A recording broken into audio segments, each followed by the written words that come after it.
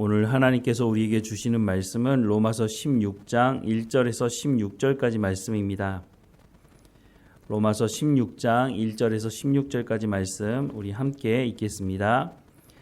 내가 갱그리아 교회의 일꾼으로 있는 우리 자매 베베를 너희에게 추천하노니 너희는 주 안에서 성도들의 합당한 예절로 그를 영접하고 무엇이든지 그에게 소용되는 바를 도와 줄지니 이는 그가 여러 사람과 나의 보호자가 되었음이라.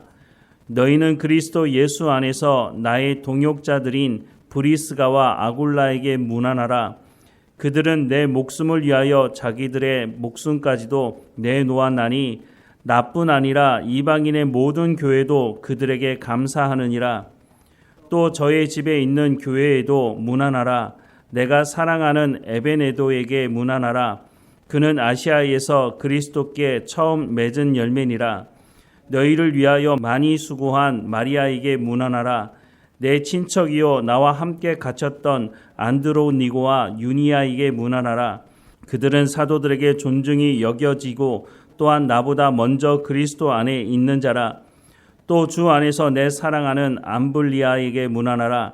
그리스도 안에서 우리의 동역자인 우르바노와 나의 사랑하는 스타고에게 문안하라.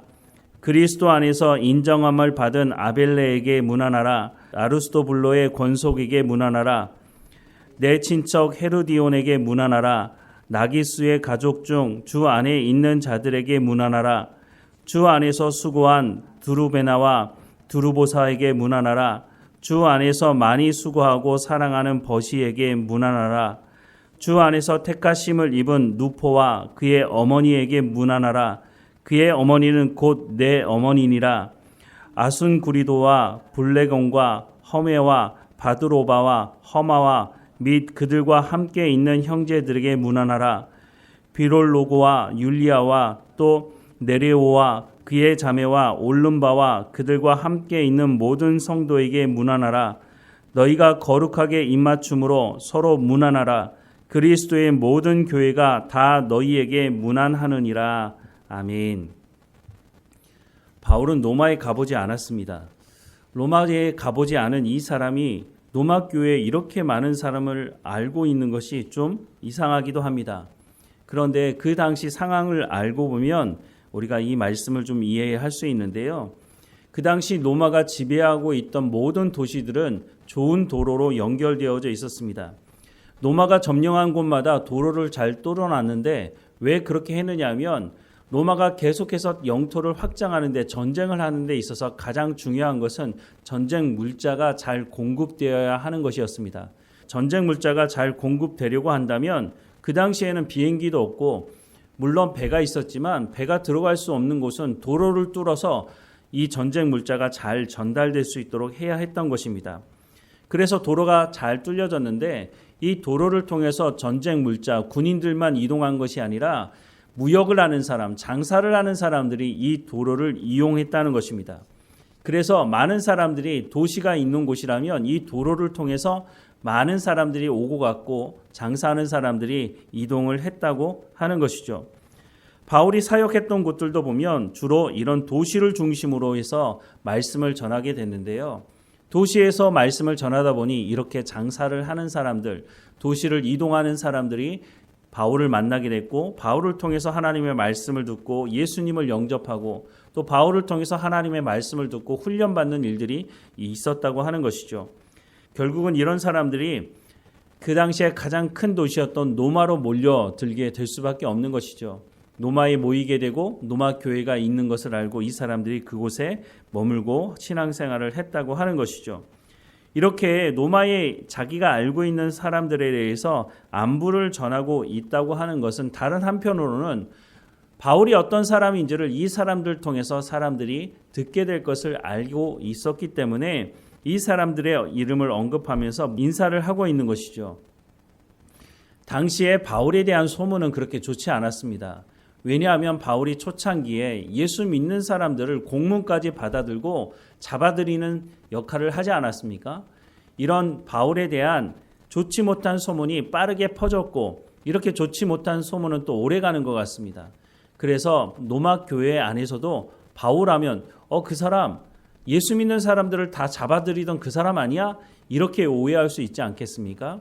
그래서 이렇게 많은 사람들에게 문안을 하는 중요한 이유 중에 하나는 바울이 어떤 사람인지, 또 바울이 앞서서 자신이 어떤 사역을 하고 있는지를 소개하고 있기는 하지만 로마 교회에 있는 사람들의 입을 통해서 바울이 어떤 사람이고 어떤 사역을 하고 있는지를 전하게 된다면 바울이 요청하는 나를 서바나까지 보내달라고 하는 이 요청에 대해서 로마 교회도 긍정적으로 생각하지 않겠습니까? 오늘 본문으로 돌아와서 다시 보면 가장 먼저 소개하는 사람은 베베라고 하는 여인입니다. 이 베베는 로마 교회 성도가 아니었다고 말하고 있습니다. 갱그리아 교회 성도라고 말을 하고 있는데 갱그리아는 어디 있느냐? 고린도 남동쪽으로 약 13km 정도 떨어진 곳에 있는 도시였습니다. 이곳 출신이라고 말하고 있는데 바울이 이곳에 가서 교회를 개척을 했는지 아니면 갱그리아 출신이었던 이 베베가 고린도에 왔다가 바울을 만나서 예수님을 믿고 훈련받고 자기 고향으로 돌아가서 교회를 세웠는지 알 수는 없지만 분명한 것은 이 베베라는 이 여인이 바울을 만났고 바울을 통해서 하나님의 말씀으로 훈련되어진 사람이다라고 하는 것을 알 수가 있는 거죠.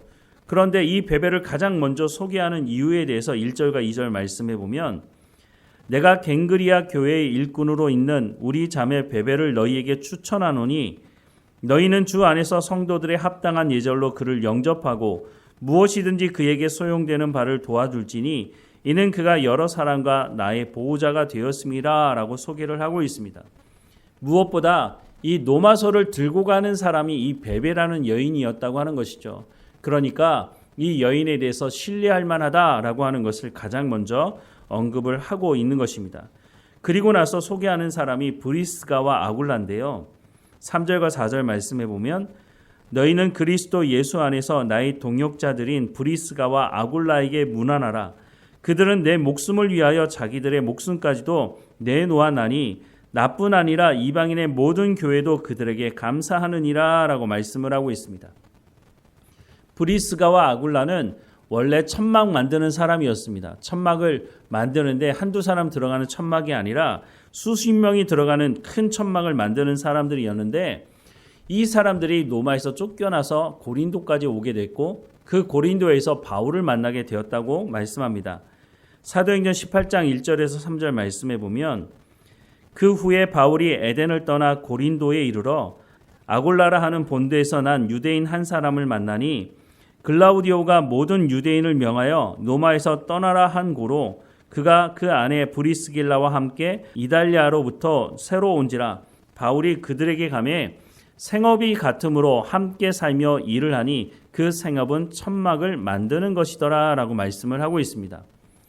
바울도 고린도에 와서 천막을 만드는 일을 하면서 사역을 했는데 사실 고린도 교회는 부자 교회였습니다.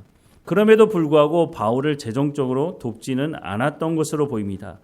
고린도 교회가 부자 교회이긴 했지만 돈에 대해서는 상당히 인색했던 것으로 보입니다.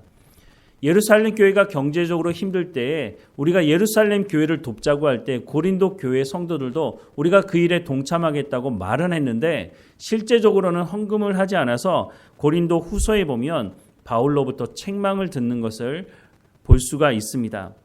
돈이 많이 있다고 해서 많은 사람들을 잘 도울 수 있는 것도 아닌 것 같아 보입니다. 이렇게 인색한 고린도 교회를 보면 그 안에 상당히 많은 문제가 있었던 것도 우리가 알 수가 있죠.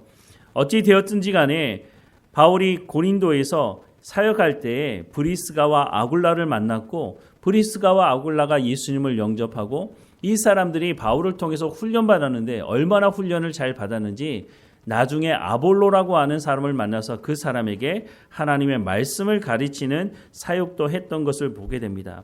바로 이 브리스가와 아굴라가 다시 로마로 돌아가게 됐고 아마 로마 교회에 중요한 역할을 했던 것으로 보여집니다. 그래서 이렇게 브리스가와 아굴라를 칭찬하는 것은 바로 이 두 사람이 여러 교회에 좋은 영향력을 주었고 로마 교회 성도들에게 좋은 영향을 줄 것이다. 나는 그 부분에 대해서 확신한다. 이렇게 말을 하고 있는 것으로 보여집니다. 로마서 16장에 보면 여러 사람들이 소개되고 있는데 특별히 여인들이 많이 소개되고 있습니다. 9명의 여인들이 소개되고 있는데 당시는 남성 위주의 사회였습니다. 그런데 그 남성 위주의 사회 속에서 여성들의 이름을 적고 있는 것을 보면 바울은 교회 안에서 남녀의 차별을 두고 있지 않다고 하는 것을 알 수가 있고, 이렇게 적혀진 사람들의 이름 중에는 노예도 있던 것으로 보여집니다. 그러니까 교회 안에는 주인이나 노예나 남자나 여자나 가진 자나 가지지 못한 자나 많이 배운 자나 많이 배우지 못한 자나 모두가 다 예수 안에서 연합된 관계로 화목된 관계를 이루어야 된다라고 하는 것을 말해주는 것으로 보여집니다. 또 한 사람을 소개하고 싶은데요. 13절 말씀해 보면 주 안에서 택하심을 입은 누포와 그의 어머니에게 문안하라. 그의 어머니는 곧 내 어머니라 라고 소개하고 있는데, 여기서 말하는 누포, 이 누포의 아버지 누군지 아십니까? 이 누포의 아버지는 구레네 사람 시몬입니다. 구레네 사람 시몬 어디서 들어보지 않았습니까? 예수님께서 십자가를 지고 가실 때에 넘어지시고 그 십자가를 지고 가기 힘들 때에 로마 군인이 한 사람을 끌어와서 그 십자가를 대신 지게 했는데 그 사람의 이름이 바로 구레네 사람 시몬이었다고 하는 것이죠. 예수님께서 십자가에 못 박히시는 그 현장에서 가장 가까이에서 예수님을 만났던 사람이 바로 이 구레네 사람 시몬인데, 이 일 이후에 아마 이 사람이 예수님을 영접하게 된 것으로 보입니다. 이 사람만 예수님을 영접한 것이 아니라 이 사람이 돌아가서 모든 가족이 예수님을 영접하게 되었고, 어떻게 바울을 만나게 되었는지는 알 수 없지만 이 바울의 사역에 적극적으로 동참했던 것을 알 수가 있는데요. 바울이 뭐라고 말한다고요? 그 구레네 사람 시몬의 아내였던 그 사람을 향해서 내 어머니다라고 할 정도로 바울의 사역에 깊이 영향을 주었던 것으로 보여집니다. 바울은 뛰어난 사람이 맞습니다. 바울과 같은 사람을 사실 다시 만나보기가 쉽지 않을 정도로 바울은 엄청난 영향력을 가지고 있었고, 바울은 성경에 대해서도 정말 잘 알고 있던 사람으로 보여집니다. 하지만 바울이 아무리 뛰어난 사람이라 할지라도 바울 혼자서는 교회를 이룰 수가 없다는 것입니다. 바울과 함께 사역했던 여러 사람들을 통해서 교회가 세워졌다고 하는 것을 우리가 알 수가 있는 것이죠. 많은 사람들이 바울만 바라보고 바울의 자리에 가기 원하지만 사실 바울의 자리에 선다는 것도 쉽지 않습니다. 앞서 말씀을 드렸지만 바울이 아무리 뛰어난 사람이라 할지라도 바울 혼자서는 교회를 세울 수 없고, 바울이 사역을 아무리 잘한다 할지라도 하나님의 말씀을 듣는 사람들이 없었다면, 하나님의 말씀을 듣고 순종하는 사람들이 없었다면 초대교회가 어떻게 세워질 수 있었겠습니까? 오늘도 마찬가지입니다. 말씀을 전하는 목회자 혼자서 열심을 낸다고 해서 교회가 온전히 세워질 수 있는 것이 아니라고 하는 것입니다. 물론 바울과 같이 하나님의 말씀을 온전히 잘 전하는 사람이 필요하죠. 오늘 이 시대 가운데도 목회자가 깨어서 하나님의 말씀을 온전히 전하는 것 참 중요합니다. 하지만 더 중요한 것이 있는데, 성도들이 하나님 말씀 듣기를 사모함으로 나와야 한다고 하는 것이고, 하나님의 말씀을 들었다면 그 말씀을 가지고 삶의 현장으로 돌아가서 하나님 말씀에 순종하는 삶이 있어야 함께 모일 때 우리가 기쁨으로 하나님을 예배할 수 있고, 또 하나님 말씀 듣기를 사모함으로 하나님의 말씀을 듣고 다시 삶의 현장에 돌아가서 성령의 열매를 맺어가는, 하나님 말씀을 듣고 성령의 열매를 맺어가는 삶을 살아갈 때에 우리가 복음의 증인으로서의 삶을 살아갈 수 있는 것 아니겠습니까? 우리 주변에 있는 사람들이 우리를 통해서 말씀이 전해지지 않는다면, 우리의 삶을 통해서 성령의 열매가 맺어지는 것을 통해서 우리가 하나님의 사람이라고 하는 것을 증거하지 않는다면 그 사람들이 어떻게 예수님을 영접할 수 있겠습니까? 그래서 우리 가운데 예수님께서 땅끝까지 이르러서 복음을 증거하는 증인의 역할을 감당하라고 말씀하는 것 아니겠습니까? 교회는 목회자 혼자서 이룰 수 있는 것도 아니고, 성도들과 함께 하나님의 말씀을 듣기를 사모하는 성도들과 함께 연합함으로 교회가 온전히 든든하게 세워질 수 있다고 하는 것을 알 수가 있는 것이죠. 오늘 본문의 말씀에 기록된 여러 사람들의 이름, 그 이름들이 하나님께서 가지고 있는 그 생명책에 우리 이름이 기록된 것 같이 그렇게 기록된 것 아니겠습니까? 성경이 이제 더 이상 기록되어 있지 않지만 하나님의 책에는 우리의 이름이 온전하게 잘 기록되어 있어야 하지 않겠습니까? 우리가 어떤 사람인지, 하나님께서 다른 사람에게 우리를 소개한다면 어떻게 소개할 것인지, 그것은 우리가 매일매일 주어진 삶에 우리가 어떻게 삶을 살아가는지에 대해서 하나님께서 다른 사람에게 우리를 소개한다면 이 사람은 이런 사람이다 라고 소개를 할 것이라고 생각을 하게 됩니다.